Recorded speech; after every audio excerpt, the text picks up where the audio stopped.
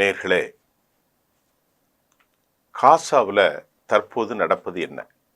நம்ம இதுக்கு முன்னாடி வெளியிட்ட காணொளியில் அமெரிக்காவும் கத்தரும் பேச்சுவார்த்தையில் வெற்றிகரமான ஒரு தீர்வை எட்டியிருக்கிறார்கள் என்று முதல் காணொளியை நாம் வெளியிட்டோம். அது போர்ட்போலியோவில் வைக்கப்பட்டு இறுதி தீர்வு வரும் வரைக்கும் நாம் பொறுத்திருந்தே ஆக வேண்டும். காசாவில் ஐடிஎஃப் வீரர்கள் படுகொலை செய்யப்பட்டார்கள். ஒட்டுமொத்தமாக 400 பேர் வரை தொடர் தாக்குதல்களில் அவர்கள் கொல்லப்பட்டும் மிக கொடூரமாக காயமடைந்தும் இருக்கிறார்கள். பைத் ஹனூனில் 5 பேர் கொல்லப்பட்டதாக சொல்லப்படுகிறது. அது இஸ்ரேலுடைய அறிக்கை. ஆனால் மிக அதிகமாக அல் கஸம் படையினுடைய தாக்குதலில் அவர்கள் கொலை செய்யப்பட்டிருக்கிறார்கள்.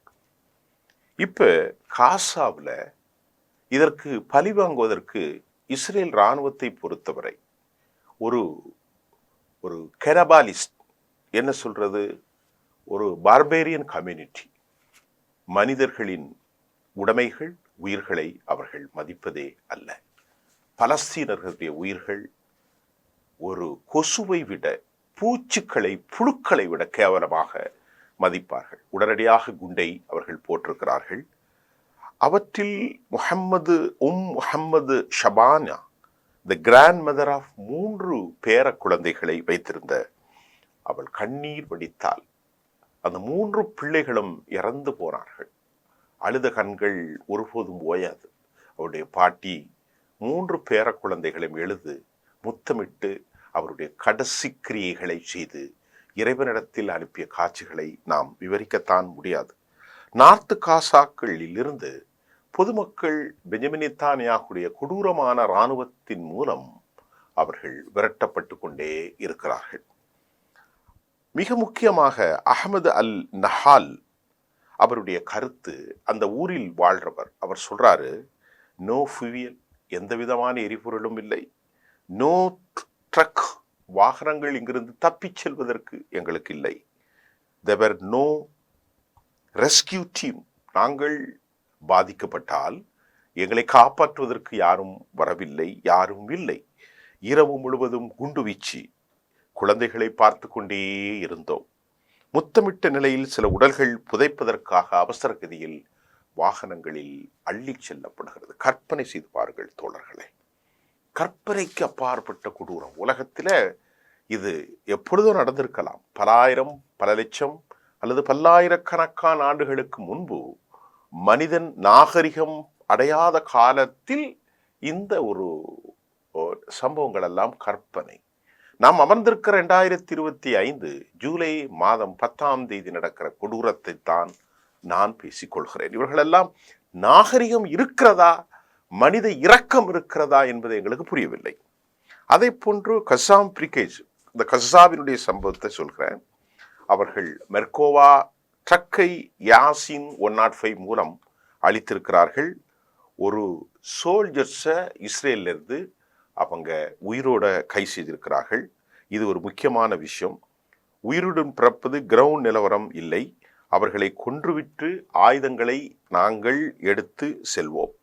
ஹெலிகாப்டர் மூலம் அவர்கள் கடத்தப்படுகிறார்கள். Israel no comments. இந்த செய்தியில் என்ன சொல்றாங்கன்னா, அல்கசாம் படை பிரிகேட்ஸு என்ன சொல்றாங்கன்னா, நாங்கள் யாரோடையும் உயிரோட பிடிப்பதற்கு முடியாது, அவர்களை குண்டு வைக்கிறோம், அவர்கள் இறந்து விடுகிறார்கள், சில நேரங்களில் எங்களை தாக்க வந்து அவர்களை சுட்டுக் கொள்கிறோம். இதுதான் நடந்து கொண்டிருக்கிறது. சாப்பரின் மூலமாக அவர்கள் உடல்களை எடுத்து செல்கிறார்கள்.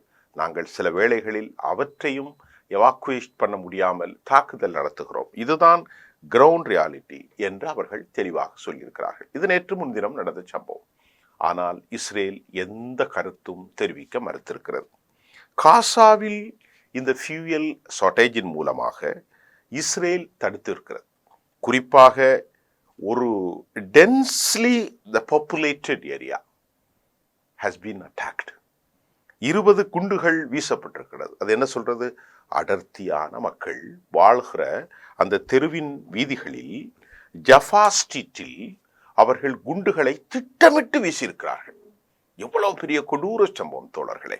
ஜஃபா ஸ்ட்ரீட்டில் ஒரு டென்சிலி பாப்புலேட்டட் ஏரியாவில் திட்டமிட்டு பல மக்கள் வாழ்கிற கொத்து கொத்தாக அவர்கள் வீசியதன் விளைவில் 95 பேர் மரணித்திருக்கிறார்கள்.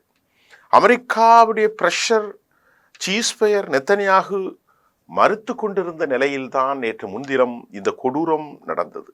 இரண்டாவது, பெஞ்சமின் நெத்தனியாகு ட்ரம்புடைய கருத்துக்கள் முரணாக அமைந்தது. It's did not go well அப்படிங்கிற கருத்தும் வந்திருக்கிறது. மூன்றாவது, நெத்தனியாகு ஜேடி வென்ஸ் நெத்தனியாகு கடினமான பிரஷருக்கு உள்ளாகி இருக்கிறார் என்ற கருத்தும் வந்தது. நாம் ஏற்கனவே முன்னால் சொன்ன சமாதானத்தை தாண்டி அமெரிக்கா ஏதோ ஒரு விதத்தில் நெத்தனியாகுடைய கருத்தை ஏற்றுக்கொள்ள மறுக்கிறது. தோஹாவில் கிடியன் சார் பேசியது. வெளிவிவகாரத்துறை external affairs minister Gideon Saar என்ன சொன்னார் அப்படின்னா, இந்த பேச்சுவார்த்தையில் முதல் கட்டம் சமாதானம் 60 நாட்கள், அதற்கு பின்பு நாங்கள் இந்த சீஸ்பயரை பெர்மனன்ட் ஆக்குவதற்கு சாத்தியம் இருக்கிறது என்பதை போன்று சாலோக்கியன் கவுன்சிலர் அது கவுண்டர் பார்ட்ஸ்க்கு அவர் சொல்லியிருந்தார். Optimism for the ceasefire deal by end of the will. இதுதான் ரொம்ப முக்கியமாக பார்க்கப்படுகிறது. இந்த 90 பேர் எதற்காக கொலை செய்யப்பட்டார்கள்? ஹமாஸ் தாக்குதலுக்கு பழிவாங்க. யாரை கொலை செய்வது? ஹமாஸை செய்திருந்தால் எவனும் கேட்க மாட்டான். அந்த மக்கள் சொல்றாங்க, ஒரு போராளி கூட இந்த பக்கத்தில் இல்லை, இந்த ஜஃபா ஸ்ட்ரீட்ல யாரும் இல்லை, பொதுமக்கள் தான் இருந்தோம்.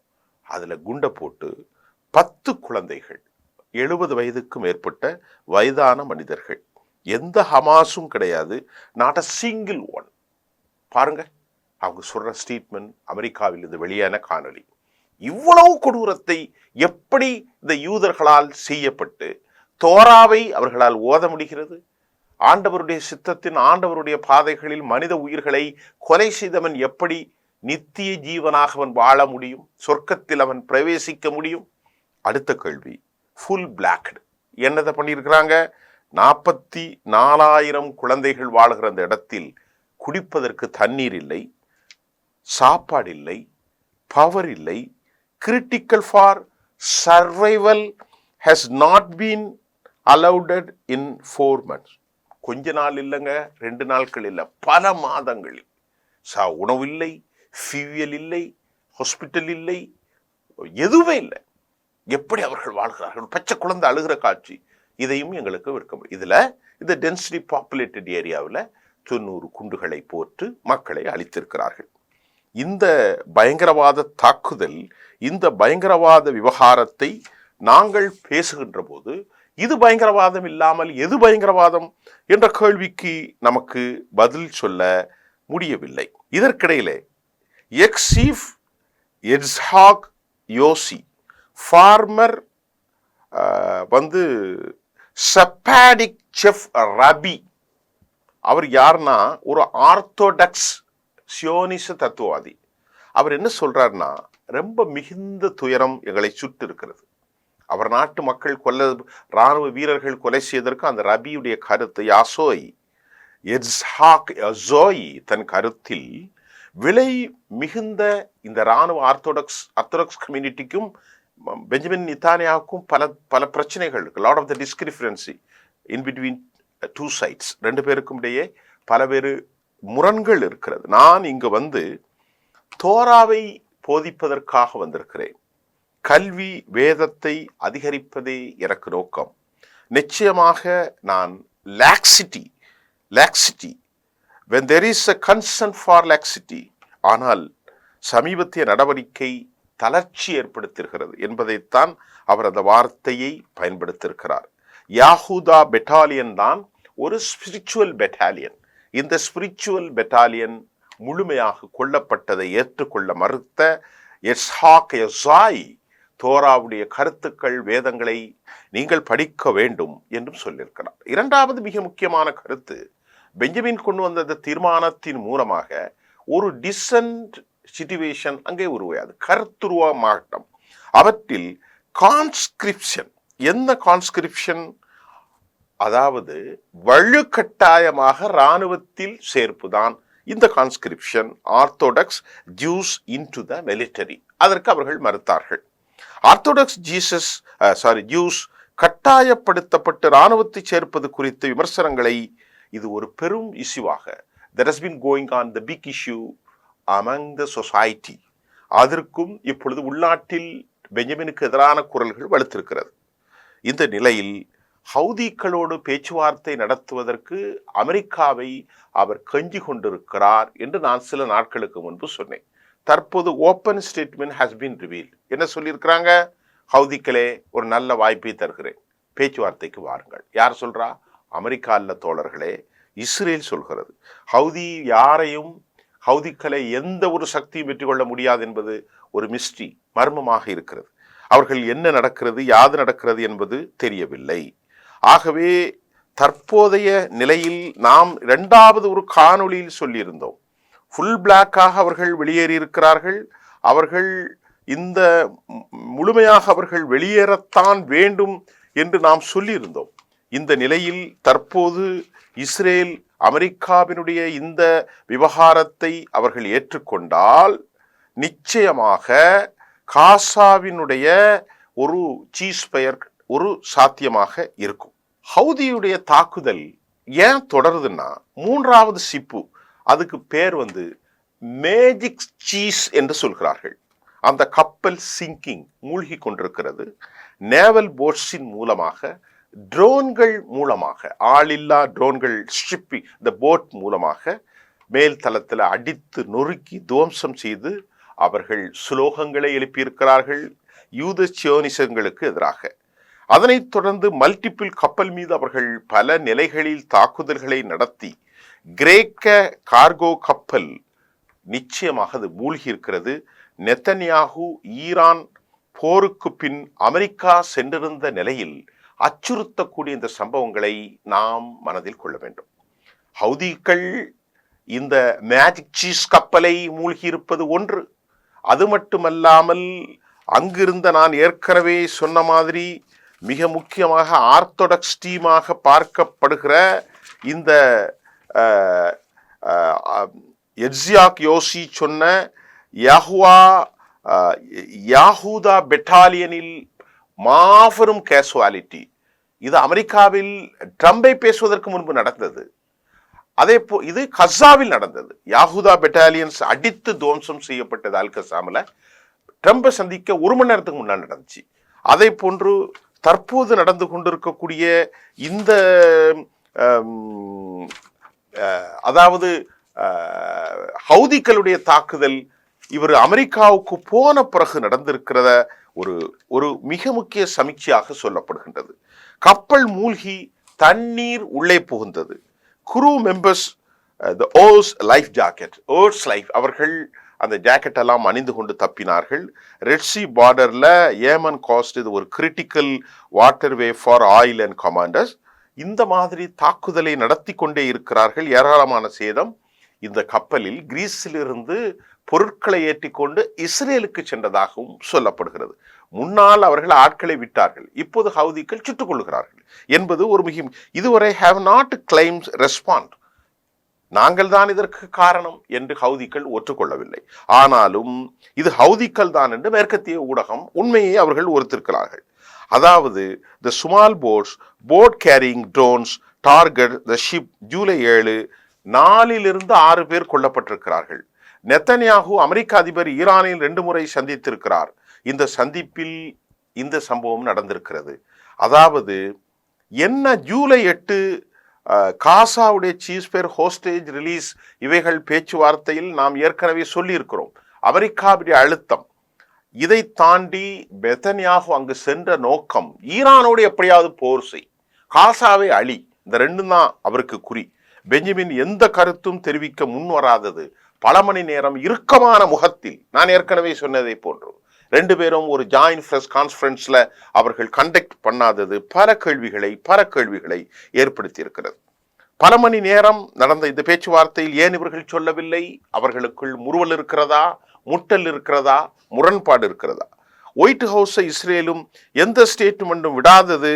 ஸ்டீவ் விட்காஃப் இவனை தாண்டி very நல்ல prosperities the cease where is going on unanimously he has been announced. ஒரு தனித்துவமாக ஒரு விவகாரத்தை அவர் அறிவித்திருப்பதாகவும் செய்திகள் வந்திருக்கு. இது குறித்து கச்சார் பேச்சுவார்த்தை குறித்து டைம்ஸ் ஆஃப் இஸ்ரேலுடைய கருத்தும் வெளியானது. இஸ்ரேல் டீம் எதுவும் பேசவில்லை என்ற கருத்தும் வெளியாகி இருக்கிறது.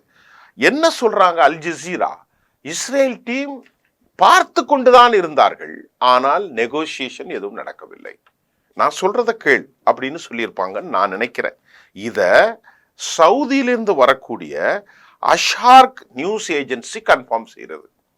சவுதியுடைய ஏஜென்சி என்ன சொல்லுதுன்னா, இஸ்ரேல் டீம் எதுவும் பேசவில்லை.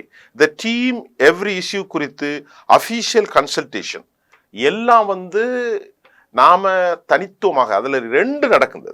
அமெரிக்கா தோஹாவில் என்ன சொன்னாலும் நாங்க மேல கேட்டு சொல்றோம், பெஞ்சமின்ட்ட நாங்க மேல கேட்டு சொல்றோம் அப்படின்னு தான் இஸ்ரேல் டீம் சொன்னாங்க. எதுவும் பேச அவர்கள் முன் வரவில்லை அப்படிங்கிற செய்தி வந்திருக்கு. இது அமெரிக்காவிலும் இப்படித்தான் நடந்திருக்கலாம், அல்லது தோஹாவிலும் இதுதான் நடந்திருக்கலாம். அமெரிக்காவினுடைய இந்த பலஸ்தீனர்கள் என்ன சொல்கிறார்கள்னா, அதாவது ஸ்டாலிங் பாலிசிஸ் என்ன அர்த்தம் அப்படின்னா, இவனுக்கு எப்பவுமே ஸ்தம்பிக்கணும், எதுவும் நடக்கக்கூடாது. இதுதான் பெஞ்சமினுடைய பாலிசி என்று பலஸ்தீனத்திலிருந்து கருத்துக்கள் வெளியாயிருக்கிறது. 90 பேர் கொலையை கூட நான் சொல்லியிருக்கிறேன். ஆகவே இந்த நிலையில் பெர்னி சாண்டர்ஸுடைய கருத்து ரொம்ப முக்கியமானது.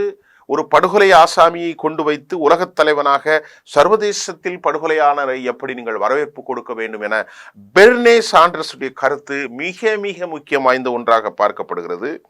நெத்தனியாகு ஒரு பயங்கரவாதி, குழந்தை பசியால் கொள்கிறவன், ஒரு கிரிமினல் என பெர்னி சாண்டர்ஸ் செனட்டுடைய மூத்த உறுப்பினர், 75 வயதுக்கு மேல் இருக்கும், அவருடைய கருத்தும் நாம் இங்கே பார்க்கக்கூடியதாக இருக்கிறது.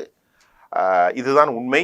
இதுல 2 காணொலி கொடுத்திருக்கிறேன். இதற்கு முன்பு கஸ்ஸாவை குறித்து தனி, தற்போதும் கஸ்ஸாவை குறித்து மாறுபட்ட கருத்துக்கள். நீங்கள் தொடர்ந்து பாருங்கள். உங்களுக்கு மனசாட்சியோடு மனிதநேயத்தோடு உலகம் அமைதி பெற வேண்டும் என்ற பிரார்த்தனையோடு நாம் விடைபெறுகிறோம். நன்றி.